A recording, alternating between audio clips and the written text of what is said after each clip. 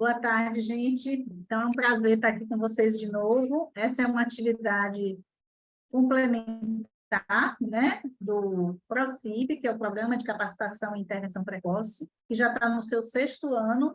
É uma formação que dura 2 anos, onde o primeiro ano é teórico e o segundo é uma parte prática, onde os alunos vão fazer seus atendimentos, seja em Salvador, seja nas suas cidades, e tem a supervisão a partir dos filmes, né? E das nossas aulas, todas online. A gente sentiu necessidade de trazer um pouco mais a discussão de certos temas que aparecem no nosso curso, sobretudo pela diversidade, pela multiplicidade de cursos que têm aparecido, de formações virtuais, de muita gente interessada pela temática do bebê, e a gente sente uma necessidade de explorar um pouco mais, né, a discussão, o debate em torno de certos temas, né? Então, o tema As Sextas com Bebê foi pensado nessa perspectiva, onde a gente vai trazer sempre um convidado para trazer um ponto de discussão e esse ponto ser aberto para o público, para a gente interagir. Então, a ideia é que a gente faça 30 minutos de apresentação e depois desses 30 minutos, a palavra é dada para as pessoas que estão aqui presentes, para que a gente possa conversar, né, sobre esse tema. A gente já fez um pouco essa dinâmica, né, no debate que a gente fez, NIP, os debates do NIP, foi um programa que a gente fez com muitos convidados e foi uma proposta bem interessante e a gente quis repetir sobre essa perspectiva agora muito mais transdisciplinar. Então, trazendo muito mais a diversidade dos profissionais, né, as diversas especialidades em torno do atendimento da criança pequena e do bebê. Então, a convidada de hoje é Maria Laura Machado, né? Vou pedir a Laura para abrir a câmera. Maria Laura Machado é fonoaudióloga e também terapeuta Denver, né? Certificada pelo Instituto Mind.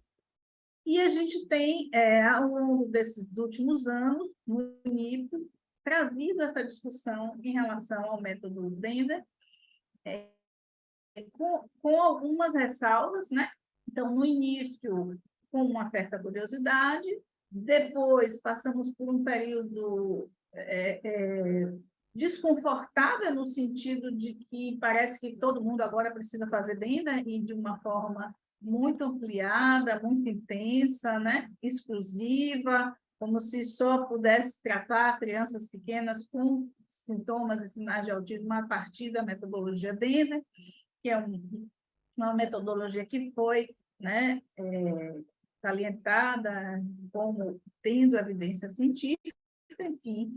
E, depois de algum tempo, eu resolvi conhecer, né, essa abordagem, fiz um curso introdutório, inclusive com Laura, fizemos juntas, só que Laura seguiu, né, para a parte de certificação, para ser terapeuta, para ser coordenadora, coisa que nem todo mundo faz no Brasil, porque essa coisa de terem cursos muito rápidos, de terem coisas um pouco diferenciadas do que originalmente foi pensado. Então, se disseminou muito no Brasil o trabalho do Denver, mas a gente sabe que a formação das pessoas em relação a essa abordagem nem sempre é a formação praticada no instituto que criou e que propagou e que é responsável pela sua formação. Então, até muito em função da preocupação em relação a isso também, do uso e mau uso dessa abordagem, a gente trouxe Laura, que é a nossa parceira de trabalho no NIP, é uma pessoa que a gente tem tido um trabalho conjunto já de algum tempo, e que poderá, então, trazer um pouco mais sobre o Denver, e a gente vai trazer algumas questões e algumas dúvidas, né? Eu, particularmente, já tenho algumas crianças que tenho recebido após o tratamento do Denver, porque eu tenho essa formação, né, na intervenção precoce, então, às vezes, recebo bebês que não passaram, evidentemente, pelo Denver, passaram pela nossa equipe, né, então, de TO ou de fisioterapeuta, com a parte mais sensoromotora, e o acompanhamento comigo ou alguma das nossas colegas, E a gente tem feito esse trabalho com bebês sem que precise de uma metodologia mais adicional mais na frente, só com os especialistas da linguagem, né? E por aí vai. Mas a gente tem recebido também, eu recebo porque trabalho também com ateliês terapêuticos, com trabalho de grupo, com crianças maiorzinhas, eu já tenho recebido, então, crianças que já passaram pelo Denver, né? Então, crianças que estão hoje com 5 anos, que vêm depois desse boom do Denver e que já concluíram, porque o Denver você inicia com 1 ano, mais ou menos, e conclui com 5. Então, eu tenho recebido essas crianças e já tenho refletido um pouquinho mais sobre os benefícios e sobre os limites dessa abordagem. Sobretudo no aspecto psíquico, no aspecto da interação com os pais, na questão dos limites, de como as crianças se colocam em relação aos pais e como os pais se colocam em relação às crianças, em relação à própria socialização com os pares. Então, são pontos aí de trabalho que a gente tem acompanhado. Então, eu não vou me delongar mais, porque eu quero que vocês aproveitem bastante aí, Maria Laura, e quero que a gente tenha também o nosso tempo, que está previsto às 18 horas, a gente para a conversa para poder trazer as questões que vocês tenham aí para perguntar, tá bom? Então, vamos começar com Laura. Boa noite, gente. Primeiro, eu queria agradecer, Daniele, pelo convite, né? É sempre um prazer muito grande falar sobre o Denver. De fato, é a abordagem na qual eu tenho me arvorado, né, em estudar bastante, em conhecer a fundo, justamente por ter ciência do quanto que é uma abordagem com a qual eu me identifico, mas também que muitas vezes é posta, né, nesse lugar de salvadora da pátria ou única intervenção possível para as crianças pequenas que estão, né, com sinais e sintomas de autismo, né? Então eu acho que vale a pena trazer um pouco, né, do panorama geral.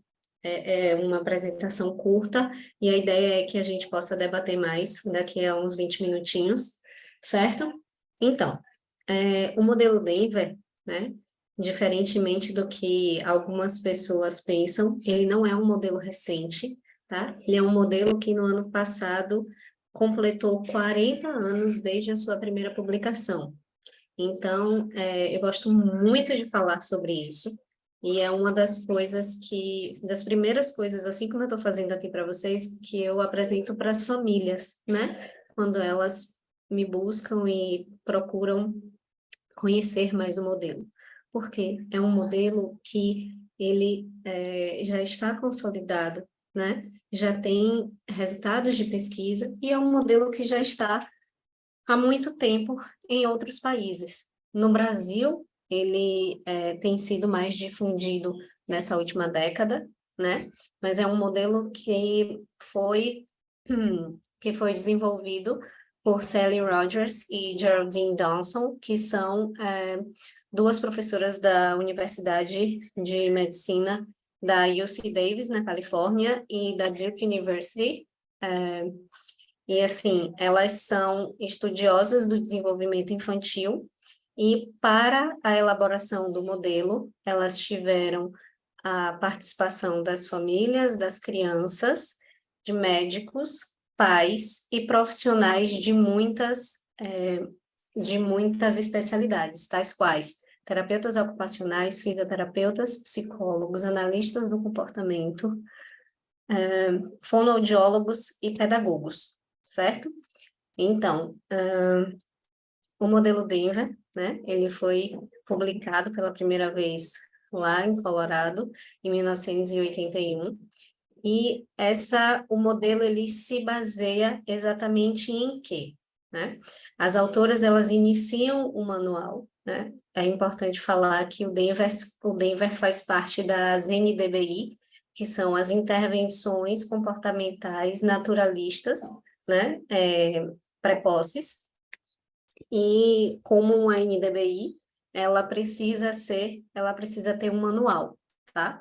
Então, o Denver tem esse manual, e lá no começo, as autoras trazem um apanhado de pesquisas que entendem a biologia do autismo da seguinte forma: não existe um marcador, né, neurobiológico que possa ser pesquisado através de exames de imagens, por exemplo, que identifique todas as crianças, né, com autismo. No entanto, existem comportamentos, né, que são comuns a muitas crianças que apresentam o autismo, né? Considerando que a gente está falando do espectro, né? Então, mesmo nas crianças pequenas, é possível observar, né?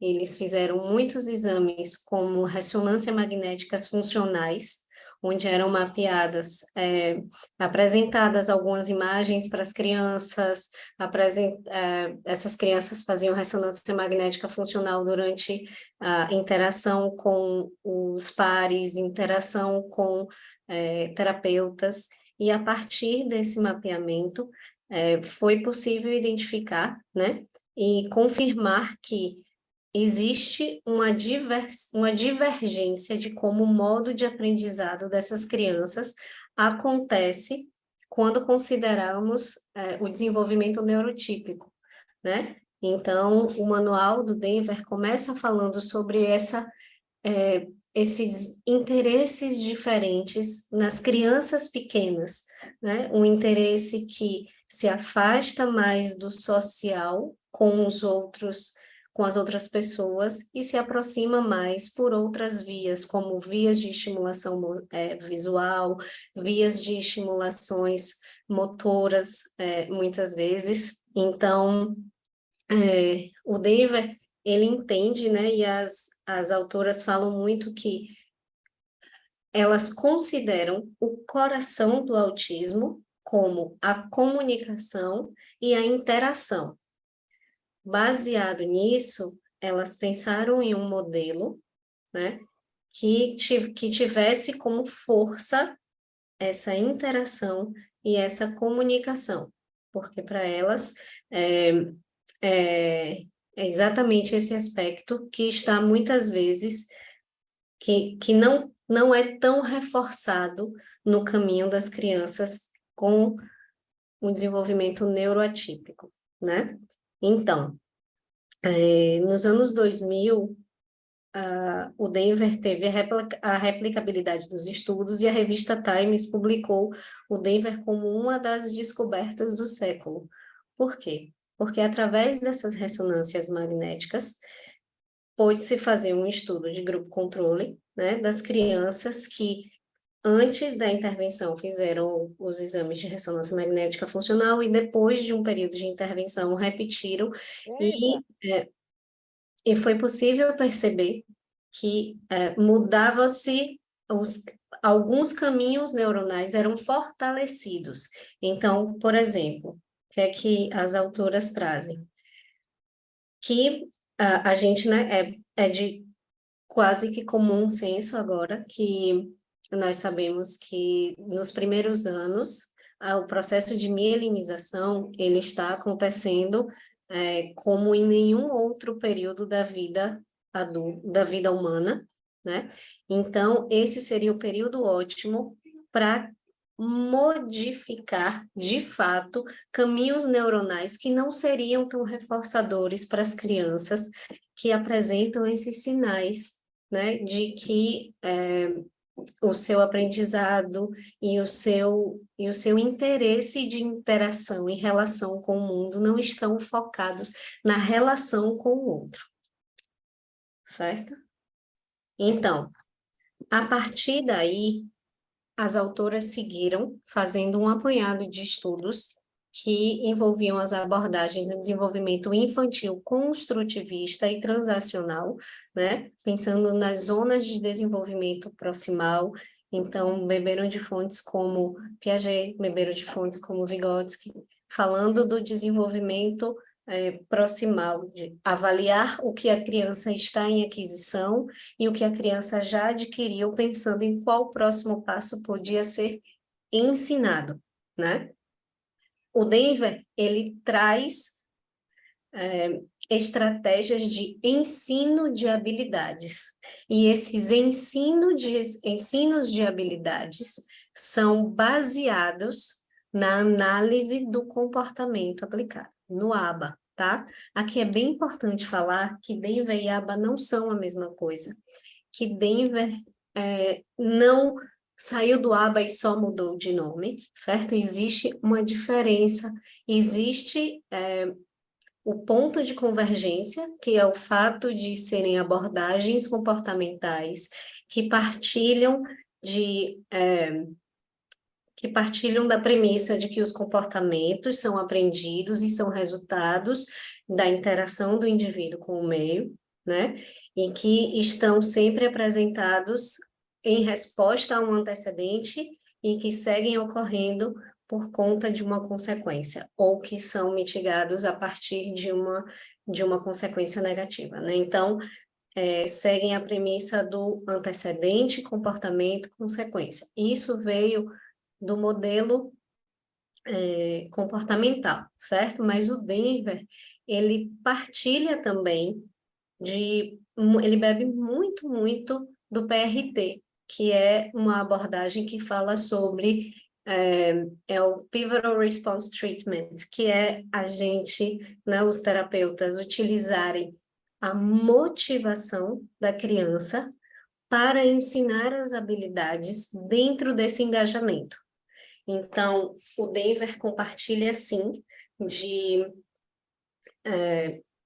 da estrutura de ensino, mas se difere do ABA quando as autoras se especializaram no desenvolvimento das crianças que vão até de 12 a 48 meses, de 1 a 4 anos. O modelo foi feito para ser aplicado em crianças de 1 a 5 anos, mas elas estudaram o desenvolvimento das crianças, não o desenvolvimento das crianças típicas, o desenvolvimento das crianças que já apresentavam sinais de autismo, né, sinais de risco para autismo, desde os 12 até os 48 meses.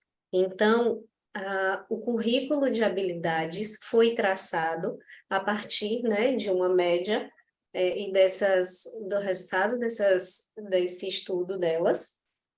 E então, criou-se esse checklist, tá? Mas no que mais o Denver se difere do ABA? A ideia de que a motivação e o engajamento eram fatores que faziam com que as crianças aprendessem mais rápido, com menos necessidade de repetição, e o fato das crianças serem pequenas, num processo de mielinização muito intenso acontecendo, as ajudas para essas crianças tinham que ser do mínimo para o máximo. Então, basicamente, como acontece no ensino típico, né? Então, a criança fala ouvindo a fala. A criança aprende um comportamento observando, interagindo. Então, partindo dessa premissa que a criança é esse observador que aprende e replica, pensando também em neurônios espelho, o Denver se especializa em pensar no que engaja a criança, no que é motivador para a criança, e usa o afeto entre o terapeuta e a criança como um importante recurso e instrumento para realizar os ensinos dessas atividades, tá? Por que é importante falar disso? Porque, por mais que nós falemos sobre o interesse da criança, seguir a liderança da criança, nós estamos aqui falando de um currículo de habilidades previamente realizado, né? Pensado em diversos domínios do desenvolvimento. Então, por que a gente falou, por que o título dessa nossa conversa é o desenvolvimento global? Porque o Denver, com a pesquisa, né, com o auxílio das especialidades, montou um checklist que abrange vários domínios. Então, é um checklist que tem 4 níveis, composto por 4 níveis, e ele, deixa eu só adiantar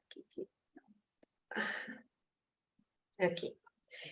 Ele tem comunicação receptiva, comunicação expressiva, avalia as competências sociais, habilidades de imitação, cognição, jogo, motricidade fina, motricidade grossa, jogo de representação. Então, foi montado esse currículo e baseado, né, pensado especificamente para crianças no TEA, as crianças são avaliadas à luz desse currículo, né? E o que é que a gente tem aí? A gente tem um escopo de habilidades que é esperado, que são esperadas para surgirem, né, dentro de determinado período. No entanto, nem tudo está no Denver, certo? Eu já peguei inúmeros casos onde o Denver foi assim, a gota d'água, aquele empurrãozinho que a criança precisava, aquele foco no engajamento, ensino de habilidades, né? A criança não trazia outras questões mais importantes, por quê? Uma criança que tem, por exemplo, uma apraxia de fala, não é o Denver que vai dar conta sozinho, né? O Denver abarca, sim, questões de comunicação, mas não se arvora a fazer o trabalho do especialista, né? Se uma criança tem uma questão bem importante de uma questão psicomotora, uma questão de integração sensorial, né? De como ela está com o transtorno do processamento sensorial. Quem vai fazer esse trabalho é a terapeuta ocupacional e nós estaremos ali pensando nas habilidades que podem ser trabalhadas em conjunto com esse profissional, certo?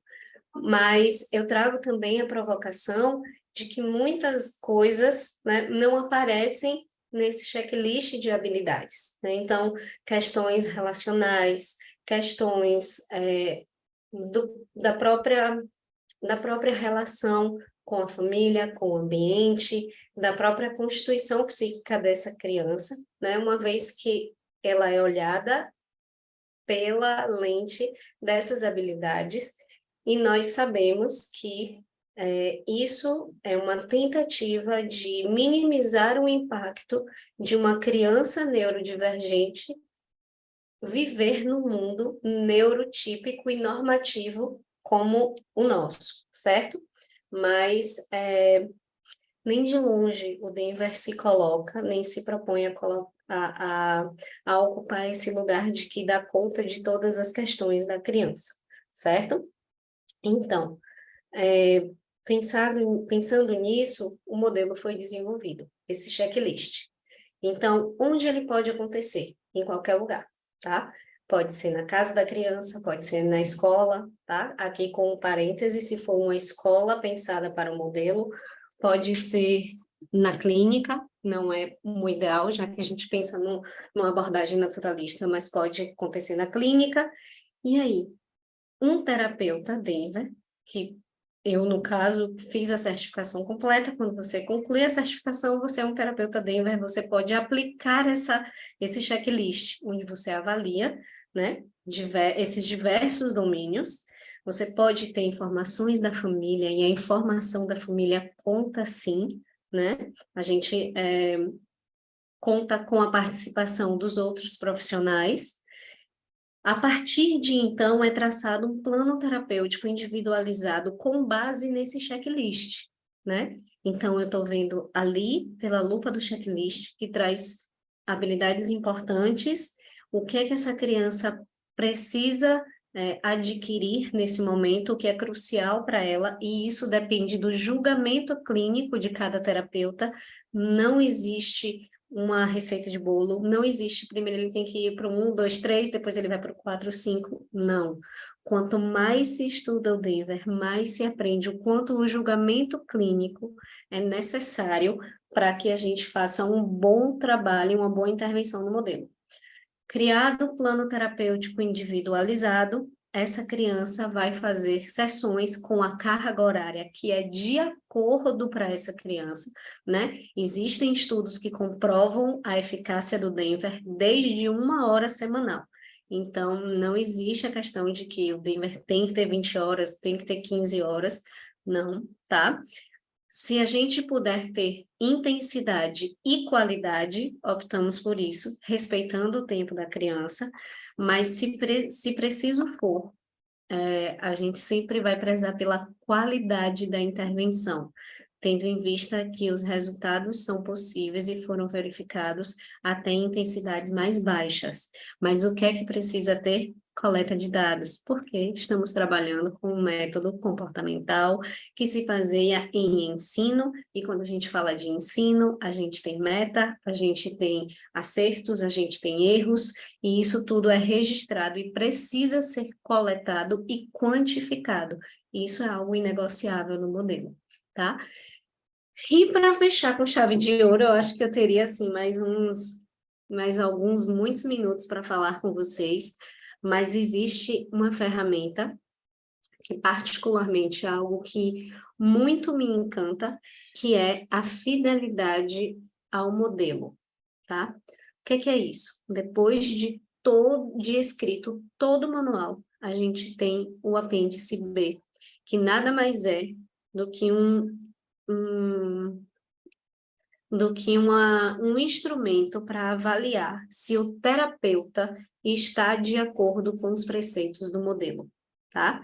Então, nós temos terapeutas incríveis e que tiveram resultados maravilhosos com as crianças e que se a gente fosse fazer a fidelidade ao modelo, eles teriam uma baixa avaliação, né? E a gente fala isso, e isso é importante para saber que essa ferramenta foi deixada pelas autoras para que se saiba. Estamos prometendo à família, estamos oferecendo à família a abordagem X, então é nesses parâmetros que vocês precisam estar.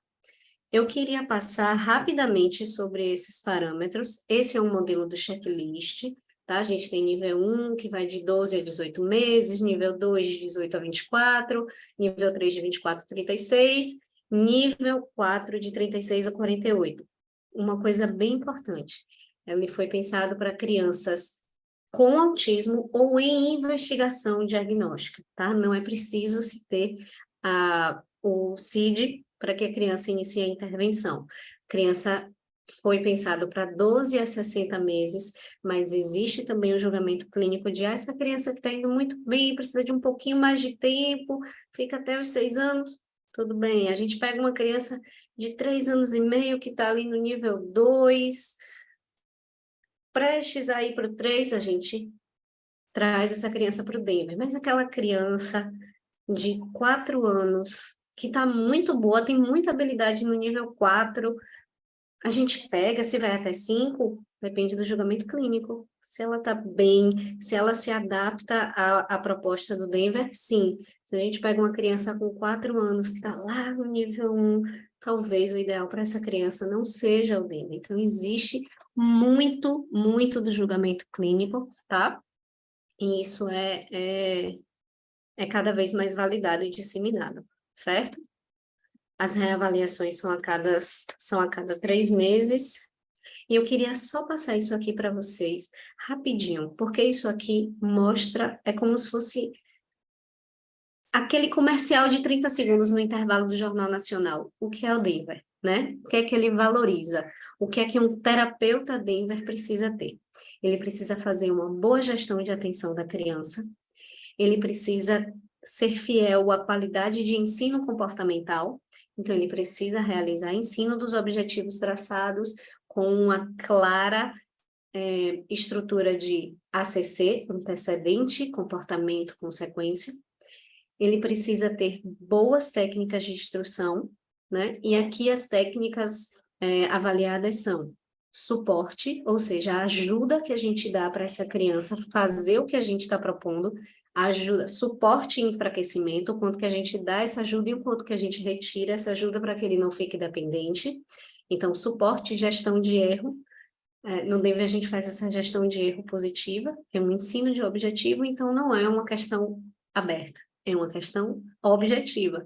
A gente precisa fazer essa gestão de erro de um modo adequado, e isso é trazido, né, de uma forma gentil e empática, mas é uma gestão de erro e encadeamento. Como a gente apresenta cada objetivo e cada atividade para a criança fazer, e a gente constrói isso como se fosse em andaimes, né?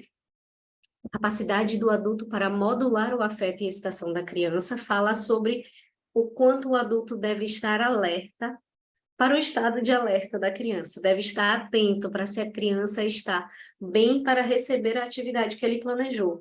Então, ela está agitada, a gente precisa acalmar um pouquinho, ou ela está letárgica, a gente precisa acordar, né? Gestão de comportamentos indesejados, e aqui comportamentos indesejados são heteroagressão, autoagressão, destruição do material ou do ambiente, tá? Qualidade de engajamento diádico. Isso é muito bacana, gente, porque fala do quanto que o terapeuta precisa ser participante ativo no processo, né? Então, às vezes eu estou assistindo vídeos e eu falo, olha, se fosse uma aula de educação física, né, e um professor falando, vai lá, faz o circuito todo, tá tudo bem, mas no Denver é esse engajamento diádico, essa díade, essa troca de turno precisa existir e o adulto precisa fazer parte da brincadeira obrigatoriamente, tá? G, o adulto otimiza a motivação da criança para que permaneça na atividade, e aí tem 5 itens, né? Ele fala sobre utilizar objetivos pivotais, sobre alternar entre ensino de objetivos e objetivos que já são adquiridos para que a motivação seja grande, oportunizar muitas escolhas ao longo da atividade para que a criança continue motivada, né? E também encerrar a atividade antes que a criança perca o interesse. O H, que eu adoro, é o uso do afeto positivo pelo adulto. E aqui eu vou só falar qual a nota máxima, é o seguinte: o adulto usa do afeto genuíno. Então, o afeto, que até então não era trazido como algo importante, terapeuticamente falando, é extremamente valorizado no Denver, tá? Sensibilidade e receptividade do adulto, e aqui eu já estou terminando, 2 minutos. Sensibilidade e receptividade do adulto às pistas comunicativas da criança. O que é isso?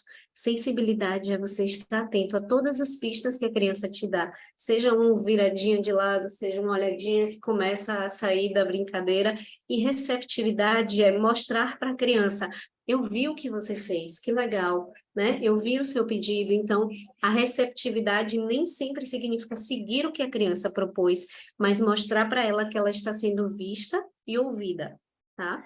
Oportunidades comunicativas múltiplas e variadas. Isso aqui é para lembrar o terapeuta de não ficar sobe, bota, pula, azul, vermelho, verde, amarelo. 1, 2, 3. Então, oportunidade de comentar, oportunidade de pedir, de protestar, de fazer sons diferentes, de se comunicar com o corpo. A adequação da linguagem do adulto ao nível de linguagem da criança é para lembrar o terapeuta de não falar com a criança 500 milhões de palavras, porque o Denver, né, enxerga essa linguagem do adulto como um modelo para que a criança produza. Então, a gente não vai falar, você quer o carrinho verde? A gente fala, olha, vamos brincar de carro vermelho, azul. Então, a gente adequa tanto em número de palavras quanto a sentido, a semântico. A gente não vai trazer milhões, né, de palavras que a criança não entenda o significado. Estrutura e elaboração de uma atividade conjunta, né, que fala sobre todas as atividades do Denver precisam ter abertura, tema, variação e fechamento e transição entre as atividades. Como que, durante as sessões, essa criança se movimenta, né? Se ela escolhe a próxima atividade, se você muda, se você fica o tempo todo no chão, se você vai para uma mesinha, se você vai para uma cozinha, né? Mais ou menos isso. É pouquinho tempo para falar, mas acho que espero que o suficiente para vocês terem algumas dúvidas, que se eu puder, eu vou tirar aqui, tá bom? A gente segue conversando. Então, eu vou colocar todo mundo no mute, tá? E aí, quem quiser falar, levanta, tá? A mão ou simplesmente abre o microfone. Bom, tem uma questão que eu queria comentar, né? Quando você fala na receptividade e sensibilidade, alguma coisa por aí, né? Que traz essa noção da sintonia afetiva de Daniel Stern, né?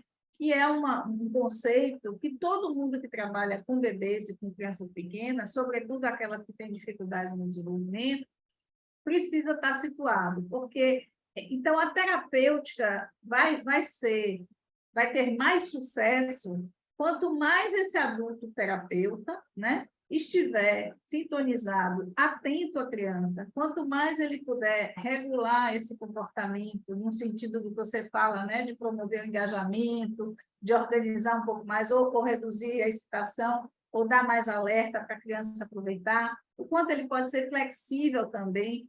E uma coisa que você falou pouco que eu acho que o que melhorou, né, do Denver para o ABA é que o reforçador é o próprio interesse da criança, né? Então, não é de fora para dentro, ela precisa fazer isso, isso, isso, aquele currículo, tudo bem, tem um currículo no Denver a partir daquelas habilidades esperadas, mas a criança tem a possibilidade de liderar, né, e buscar aquele brinquedo da sua preferência, e com isso, esse é um outro ponto que eu acho bem positivo no Denver. E um outro ponto, estou só sublinhando os pontos que eu acho mais positivos, né? Um outro ponto que eu acho é que todo terapeuta, a meu ver, tem que se avaliar, né? E tem que avaliar o resultado da sua intervenção. Então, se a criança está evoluindo ou não, o que é que a criança responde quando você intervém? Ela se afasta, ela se aproxima, ela tampa o ouvido, ela olha, ela não olha, ela se distrai, ela desorganiza o corpo, né? Ela agride, ela grita. Então, todos os elementos que vão nos informar sobre a condição daquela terapia, está adaptada à criança e está sendo benéfica e a criança está evoluindo, tem a ver com a avaliação e reflexão. Então, os métodos comportamentais, por trabalharem de forma sistemática em observação e avaliação de resultado em etapas do desenvolvimento, a gente tem a aprender, né, sobre o desenvolvimento a partir dessa perspectiva. Onde é que ela não chega, né? Que Laura trouxe muito esse elemento. Ela não chega na subjetividade, ela não chega, né, no que significa para a criança. Então, se a criança escolhe uma bruxa e prefere ser a bruxa, ou ela morre de medo da bruxa, ou ela vai atacar e vai devorar muito ou pouco, o enredo que ela traz, o que é que ela vai dizer sobre aquilo, isso não entra no escopo, nem na análise, nem na intervenção, nem na direção do tratamento. Então, nesse sentido, eu acho que tem que dar a César o que é de César, né? O que é que ela pode contribuir como ferramenta que auxilia o desenvolvimento, e eu gostei muito quando você disse que ela não se pretende a tudo, mas que ela pretende tão somente diminuir o impacto ou o gap, né, de habilidades e aquisições de uma criança. E que isso também é importante, né? Porque do mesmo jeito que a criança vai organizar o seu desenvolvimento a partir desse outro, que significa que se comunica e interage a partir também do seu repertório, da sua história, das suas motivações, da sua fantasia, isso vai entrar na própria estruturação e resposta da criança e vai organizar o seu desenvolvimento, que é tudo que a gente acredita do ponto de vista psíquico, né? Desse lugar do outro, das significações que vêm do outro. Ao mesmo tempo que isso é totalmente verdadeiro, a gente não pode deixar de lado também que uma criança, se ela não está conseguindo emitir um som, a gente vai precisar se perguntar se existe algo do ponto de vista orgânico que está impedindo essa criança de acessar isso e que dificuldade é essa. Se uma criança ela se desorganiza muito do ponto de vista sensorial, a gente também tem que se perguntar sobre isso. O que é que eu quero dizer? Que o desenvolvimento, as habilidades, as aquisições, as etapas e o tempo do desenvolvimento conta e importa, né? Então, a ideia da gente conversar sobre um trabalho em torno do desenvolvimento é que essas coisas precisam ser mais comunicadas, né, umas com as outras. Bom, era esse o comentário que eu queria fazer. Vou deixar aí para vocês perguntarem coisas que vocês queiram perguntar para outra. Alguma pergunta? Se não tiver, eu vou aproveitar o momento para réplica e tréplica, porque eu vou ter que fazer se vira nos 30 aqui para falar de tanta coisa, e aí eu vou só aproveitar rapidinho para falar desse marcador tão importante que é sobre o reforçador, tá? Isso é muito importante no Denver e é um diferencial e veio do PRT, que trabalha com objetivos pivotais, que é, eu preciso ensinar essa criança uma habilidade, né? Então aquilo ali está posto e o ensino vai ser com base em reforçadores que muitas vezes são externos, né? É um reforçador social, é algum alimento, é um brinquedo favorito. No Denver, esses reforçadores são permitidos, sim, muitas vezes são utilizados, mas a gente trabalha prioritariamente com reforçadores intrínsecos. A ideia é que a criança esteja curtindo muito o que ela está fazendo e que ela nem se dê conta de que ela está sendo ensinada determinada habilidade pequenininha. A ideia é que a criança nem perceba, né? Então, a gente vai trabalhando que a motivação da criança tem que estar ali, né? E que tudo precisa ser reforçador para ela intrinsecamente, né? Então, ela não está ali pensando, bom, eu preciso colocar a bola em cima e apertar um botão para a bolinha descer. Ali ela está sendo ensinada habilidades, jogos que requerem 2 etapas, mas ela não está aprendendo isso. Bota a bolinha e aperta que você vai ganhar algo.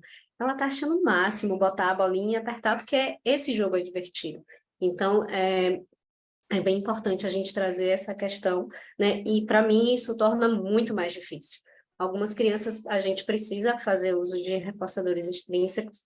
Então, tem Mariane Oliveira e tem Mariane. Pode falar, Mariane. Tudo bem com você? Como é que você está? Mariane fez o nosso curso, então é uma carinha conhecida. Mas eu fiquei pensando como que teorias, né, como que métodos, às vezes falam de uma mesma coisa, mas de uma forma diferente, né? E fiquei pensando também que quando você fala, Daniela, da subjetividade, e a Laura fala sobre essa questão do comportamento, eu me questiono no seguinte ponto. Tem crianças que têm comportamentos em casa, mas que apresentam completamente diferente, né? Então, pelo exemplo, subjetivamente, ela interpreta de uma forma e reage de uma forma completamente diferente do que aquele exemplo, né? Entre aspas, que ela tem ali. E eu acho que considerar subjetividade é justamente questionar isso, né? Ela tem esse exemplo, mas ela está me respondendo de uma forma diferente. O que isso quer dizer? Eu fiquei pensando nisso. Aí você fala de algo que a gente não alcança em termos do porquê, mas o que o Denver propõe, onde é que ele chega generalização, tá? Essa criança faz isso aqui, mas não faz ali. Ela é assim na escola, mas não faz com a família.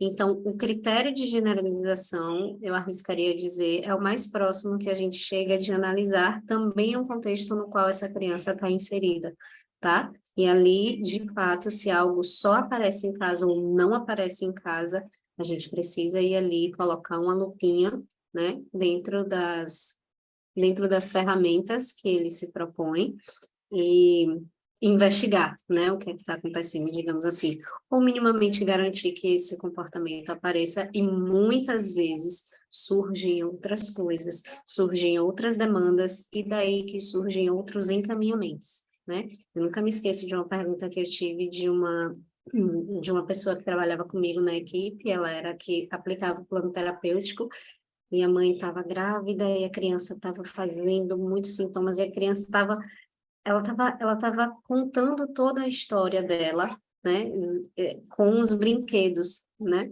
e ela não tinha um comportamento inadequado de heterolesão ou de autoagressão, mas ela estava num movimento muito diferente do que ela vinha, e ela estava precisando elaborar a gravidez dessa mãe. E aí ela falava, e aí, o que é que a gente faz? O que é que o Dani fala? E eu falei, aqui agora a gente pede ajuda de fora, né? Porque aqui não tem, não é ver um antecedente. Qual é o antecedente? Não é o antecedente ali, e aí vai muito assim, a formação está para todos, existe um processo rigoroso, no entanto, nós vamos ter terapeutas com vivências diferentes. E a minha postura, muito tranquila, foi a de o antecedente claramente é algo que a gente não dá conta, né? E aí a gente conversou com essa equipe, a gente fez a inserção de uma psicóloga, até de outra abordagem, para que isso fosse elaborado. E foi algo assim que me marcou, né? Mas voltando para a sua questão, talvez o que passe mais perto seja isso de generalizar comportamento que fala sobre observar os diferentes contextos. Eu queria só complementar, né? Porque se você fala, por exemplo, se a criança se comporta de forma diferente em diferentes contextos, com quem e como, né, essa pessoa se dirige a ela. Então, um dos limites que eu acho, por exemplo, do trabalho, quando o Denver é trazido como treinamento ou como habilidades de desenvolvimento, mas a família está de fora, né?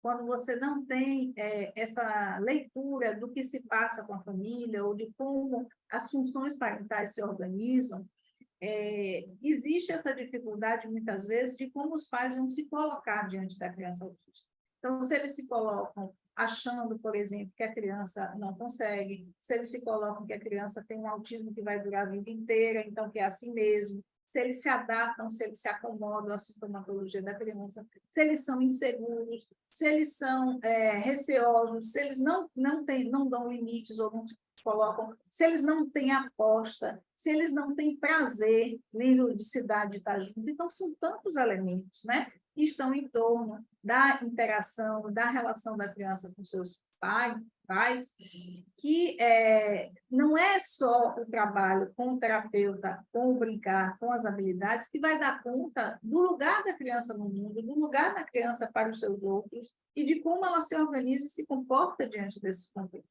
Isso é uma coisa, para falar só da questão da relação da criança com seus pais, de como ela é criada, como ela é falada, etc. e tal.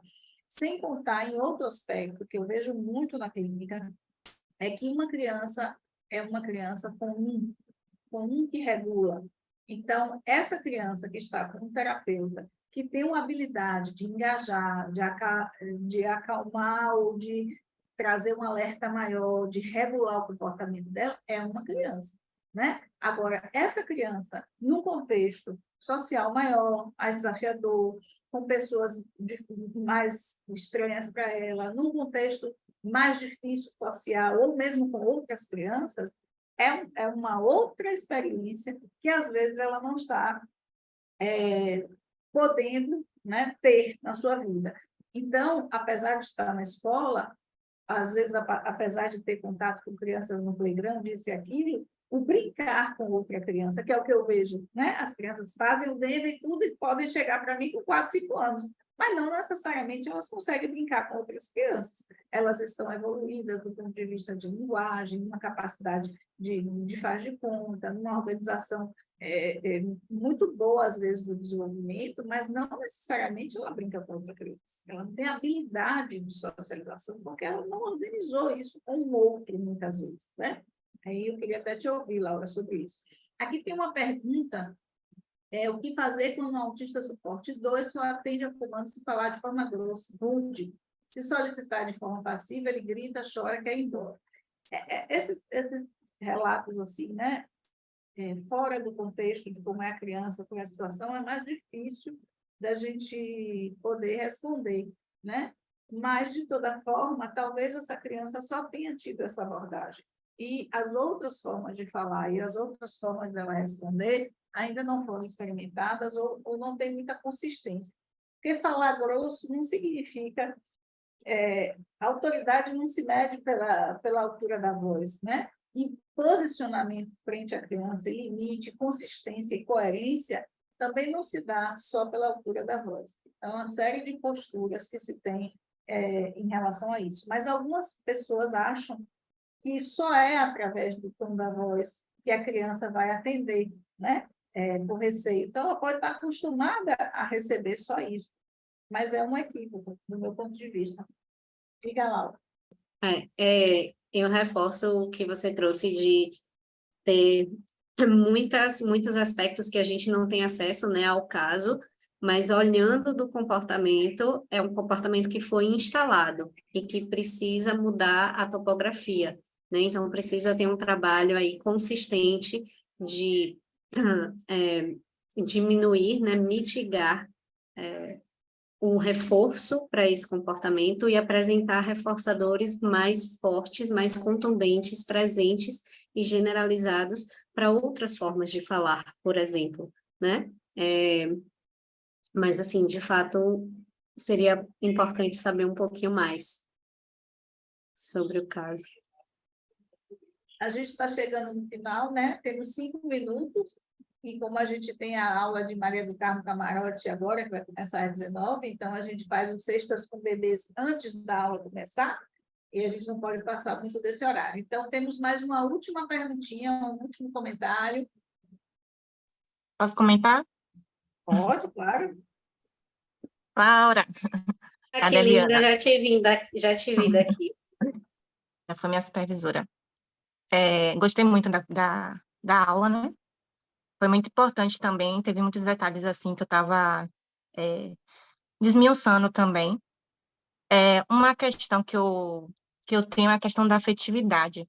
A afetividade com a criança poderia ser considerada algo que provém também da subjetividade, porque como o Denver também utiliza desse meio, né, da afetividade, eu queria saber assim se haveria essa possibilidade assim de utilizar desse afeto como algo subjetivo ou não teria como. Daniele, que me corrija se eu estiver errado, mas quando a gente fala de afeto genuíno, a gente está falando de algo que não está objetivamente mensurável, certo? Mas se a ideia for uma conexão profunda que se estabeleça e que não é bem isso, né? É de fato que você esteja presente, que você esteja conectado afetivamente com essa criança, individualmente com essa criança, e que isso se dê de forma genuína, que haja prazer na brincadeira entre o terapeuta, do terapeuta para a criança, né? Isso mexe em lugares subjetivos do terapeuta, mas eu não ousaria trazer essa subjetividade para esse aspecto da afetividade, não. Eu acho que ela entra muito mais como um recurso de engajamento, motivação e conexão,